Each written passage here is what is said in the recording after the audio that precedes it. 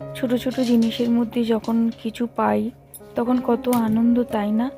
দারুণ আনন্দ লাগে। নিজে যদি কিছু করি তার মধ্যে ছোট ছোট সুখের মুখ দেখি, সেটা কতই আনন্দ, তাই না? বড় কিছু আগে পাওয়ার থেকে দেখবেন ছোট থেকে বড় আনন্দটা আরও বেশি। চলুন, গুড মর্নিং। আশা করি সবাই একদম ভালো আছেন, সুস্থ আছেন। আজকে বৃহস্পতিবার, পুজো তাড়াতাড়ি হয়ে গেছে। এখন চলে যাব রান্না বান্নার দিকে। চলুন, একদম রান্নাঘরে দেখা হচ্ছে আপনাদের সঙ্গে। নিরামিষি রান্না করছি। পটল আলুটা ভাজা হয়ে গেছে, এই যে শিলে এটা হচ্ছে জিরে, আদা আর একটু পোস্ত আর একটু বাদাম বেটেছি। আর এখানে এটা কাঁচকলা আর আলু আর কর্নফ্লাওয়ার দিয়ে এটাকে নুন মিষ্টি দিয়ে মেখেছি, যেহেতু আজ নিরামিষি রান্না করব। আর ওদিকে ভাত বসিয়ে দিয়েছি, আদা পাতা পটল আলু তরকারিটা করে নেবো, তারপর একে একে সব করবো। আর এখানে এই যে ডাল সেদ্ধ কড়াই আছে, এটাকে ছোঁকা হয়নি। কোপ্তাগুলোকে এরকম গোল গোল করে ভেজে নিচ্ছি। আর এখানে এই যে গোল গোল করে রেখে দিয়েছি, এগুলো এই যে এগুলো করছি। খেতে খুবই ভালো লাগে, খেতে নিরামিষি দিনে রান্না করলেও ভালো লাগে। আমিষে তো ভালোই লাগে, কিন্তু নিরামিষের দিনে এমনি কলা খাবার থেকে এরকম কোপ্তে বানিয়ে ভালো লাগে। এর সঙ্গে যদি একটু পনিরও থাকে মেখে দিলাম, খোয়া ক্ষীর দিলাম, তা আরও টেস্টি হয়ে যাবে। তো নিরামিষি এইভাবে রান্না করলে বাড়ির লোক একদম চেটে পুটে খেয়ে নেবে একদম।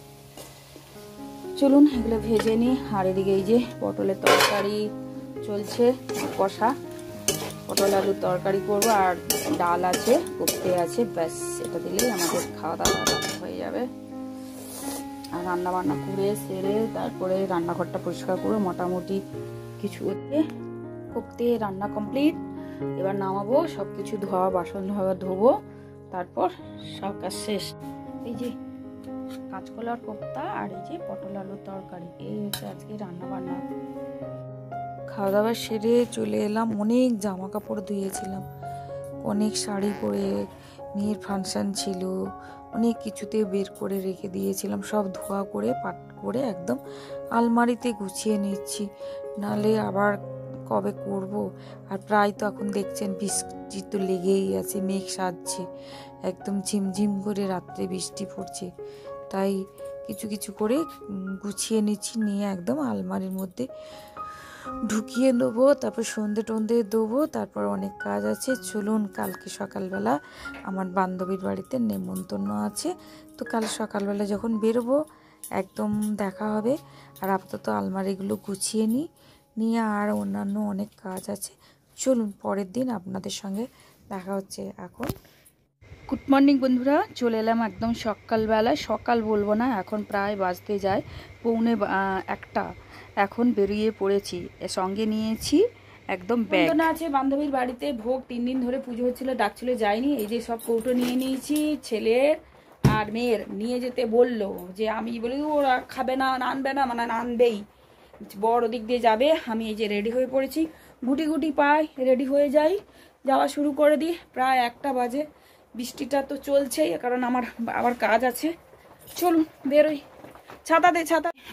বেরিয়ে পড়েছি, বৃষ্টি হচ্ছে এখন টুকটুক করে চলছি ছাতা মাথায় দিয়ে। দেখা যাক বর আসুক, কতক্ষণ আর দাঁড়াবো। এই বৃষ্টি আর থামার বৃষ্টি নয়। আর জল জমে গেছে, কতটা বৃষ্টি হয়েছে, একদম জল ফল চারদিকে পড়ছে, জল জমা হয়ে গেছে।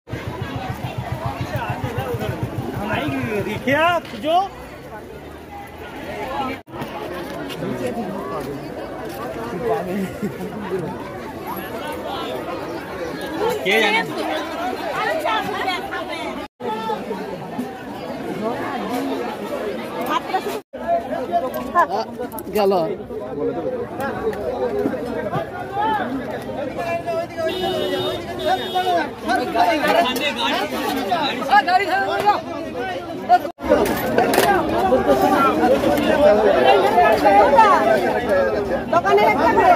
এটা ভাত কোথায় নেবে?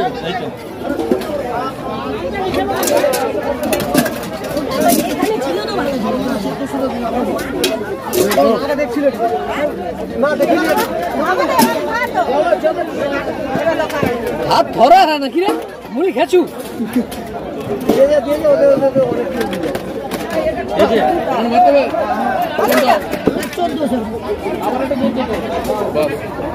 ভাত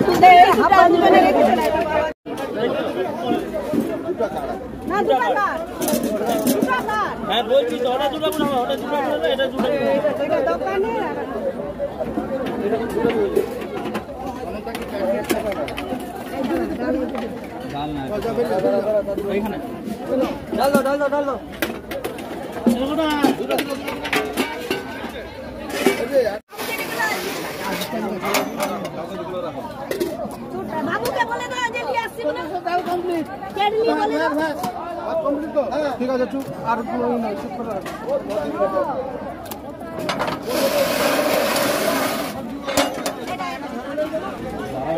না এইটা আমি ওই পরিয়ে দিবে এগুলো তাহলে আমি সেই কাম নেই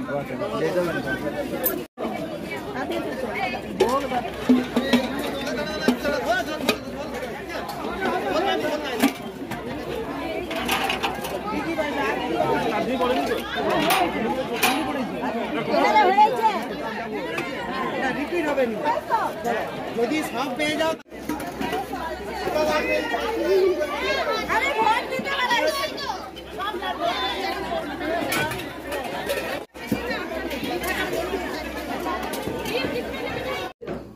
আচ্ছা তিতা একটা দোকানে আছে নিচে তুলো দেখি পায়েস একসঙ্গে দিচ্ছে এই তো তিতা দিলাম হ্যাঁ তিতা একটা ওইটা আমাদের থাকবে ওইটা দোকান দুই বান্ধবী সবাইকে খেতে দিয়ে ছেলেদের ওর বন্ধুরা এসেছিল, আমার বর খেয়ে দিয়ে সবাই উঠে গেল। তারপরে দুই বান্ধবী বসে গেছি এখন খেতে, দুজনে গল্প করছি আর খাচ্ছি।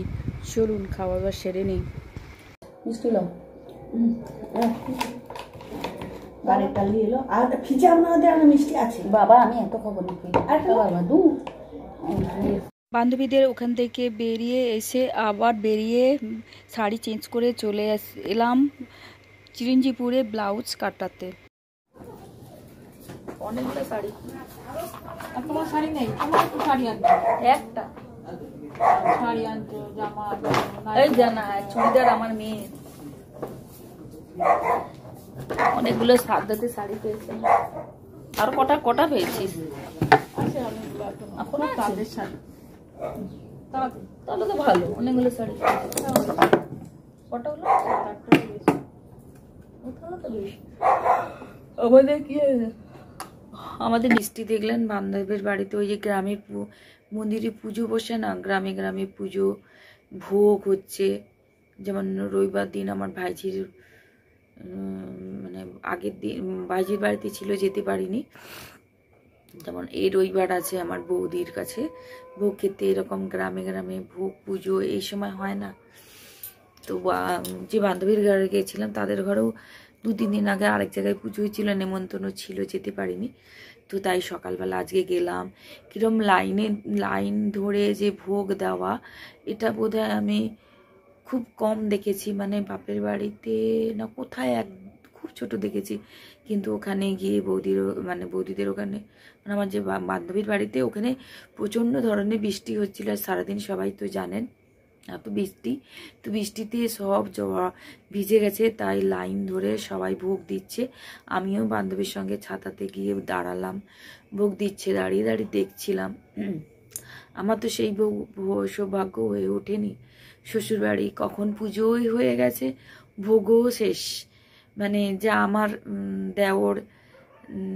দেওররা মারা গেছে, তারপর থেকে আমাদের আর ভোগ খাওয়া আমাদের দেশের বাড়িতে আর আমাদের কপালে জুটেইনি।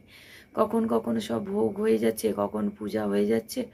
গ্রামের কেউ ছবি ছাড়লে তখনই দেখি, সেটাও আমাদের ভাগ্যে আর জুটে ওঠেনি। আর শাশুড়ি মায়ের সেই ক্ষমতাও আর নেই যে আমাদেরকে ডেকে আর মানে আমাদেরকে ডাকবে খাবে। এখন শাশুড়ি মা আমাদের কাছে তো থাকে না, আমার ননদা দেওরের কাছে থাকে। তার মন চাইলেও কিছু করার নেই, বুঝি। আমার শাশুড়ির মন চায় আমাদেরকে ভোগ খেতে ডাকতে, আমাদের ভালোবাসতে, মন ছটফট করে। উনি তো মা, উনি জানেন ওনার এখানে মা মানে মেয়ে বলছি ছেলেরা আছে, নাতিরা নাতি পুতি সব আছে, তো চাইলেও উনি কিছু করার নেই। তাই আজকে আর ভোগ আর ডেকেছিল, এর আগেও বান্ধবী যায়নি, আজকে ভোগ খেয়ে এলাম। আবার রবিবার দিন যাব বৌদির কাছে ভোগ খেতে। চলুন ভিডিওটা শেষ করি, আবার নতুন ভিডিওর সঙ্গে দেখা আছে। সবাই সুস্থ থাকুন, ভালো থাকুন। এখন রাত্রি প্রায় 10টা, সবাইকে গুড নাইট।